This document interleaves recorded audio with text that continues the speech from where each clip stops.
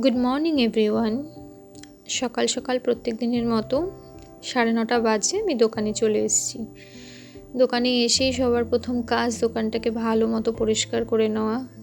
দিনে 10 বার ঝাড় দিই, তারপরেও লাইটের জন্য সারা দিন এত পোকা হয় যে বারবার ঝাড় দেওয়ার পরেও সেগুলো যায় না, একটু পরে আবার সেই জেকে সেই হয়ে যায়। ইদানিং এত পোকার অত্যাচার বেড়েছে বারবার আমাকে পরিষ্কার করতেই হয়। আর আমি এমনিও নোংরার মধ্যে থাকতে পারি না, আমি একটু নোংরা দেখলেই মনে হয় খালি পরিষ্কার করি। তাই দোকানে এসে ঝাড় দিয়ে ভালো করে দোকানটাকে ক্লিন করে নিলাম। রাস্তার পাড়ের দোকান, তার জন্য জেরক্স, কম্পিউটার সব কিছুর উপরে এত ধুলোবালি পড়ে যায় যেগুলো একটু পরপরই মুছতে হয়, কারণ ধুলোবালির কারণে মেশিন নষ্ট হয়ে যায়। আমাকে একটু পরপরই মুছতে হয়, রোজই সেম কাজ করতে হয়।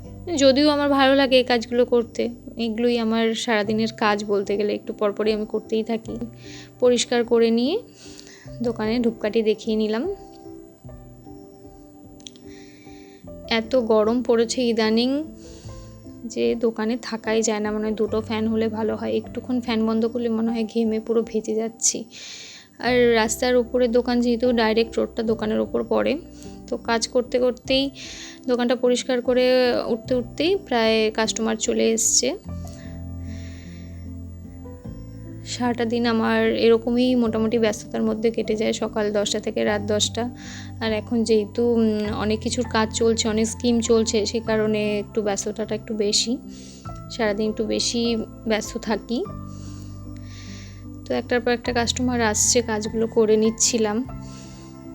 বসে থাকলে আমার বীভৎস ঘুম পায়, কাজ থাকলে আমার ভীষণ ভালো লাগে। যত বেশি কাস্টমার হবে, আমি যত চাপে পড়ে থাকবো তত বেশি ভালো লাগে। এরই মাঝখানে আমার এই এক বান্ধবী এসেছিল, তার এই পুচকেটাকে নিয়ে, পুচকেটা খেলা করছিল এই কিবোর্ড আর মাউসগুলো নিয়ে।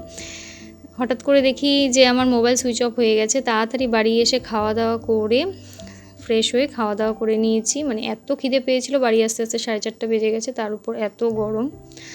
এসে খাওয়া দাওয়া করে আমি একটু রেস্ট নিয়ে নিচ্ছি। আবার 6:30 নাগাদ দোকানে চলে এসেছি।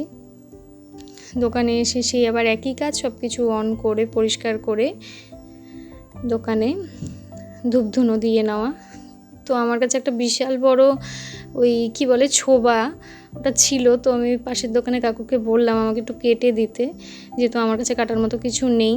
আর এই ধূপটা আমার এত দারুণ লাগে, এই ধূপের গন্ধটা আমার দারুণ লাগে। ঠাকুরকে দেখিয়ে নিলাম, ধূপ দেখিয়ে সারা দোকানে একটা দারুণ সুন্দর গন্ধ বেরোয় দোকানে, এটা থাকলে একটা অন্যরকমই ফিল হয়। তো পুরো দোকানে ধূপটা দিয়ে নিলাম। এরই মধ্যে আবার কাস্টমার চলে এসছে, তো কাস্টমারের কাজগুলো করে নিচ্ছিলাম। সন্ধেবেলা চা না হলে কি হয়, এটা আমার বেস্ট জিনিস, বেস্ট থেরাপি বলতে গেলে। দোকানে এসেই সবার আগে চা আমাকে খেতেই হবে, চা না থাকলে মাথা খারাপ হয়ে যায়। তো চাটা খেয়ে নিচ্ছিলাম। চাটা খেলে মনে হয় সব স্ট্রেস দূর হয়ে যায়। ইউটিউব থেকে যদি আমার ভিডিও দেখো তাহলে প্লিজ সাবস্ক্রাইব করে দিও, আর ফেসবুক থেকে দেখলে প্লিজ ফলো করে দিও।